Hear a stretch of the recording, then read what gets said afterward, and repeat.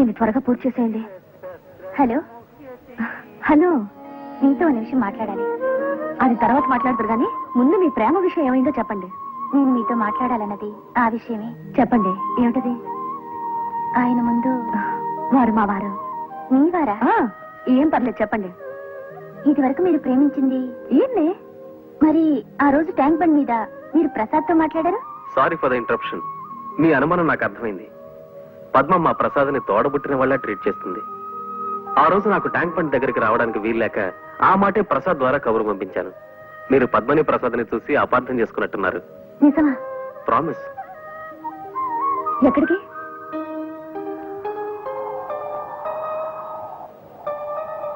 ప్రసాద్ గారు, మీరా? మిమ్మల్ని తప్పుగా అర్థం చేసుకున్నాను. మీకు క్షమాపణలు చెప్పి వెళ్దామని వచ్చాను. I'm sorry. మీరు మాట్లాడేది ఏ విషయం గురించి?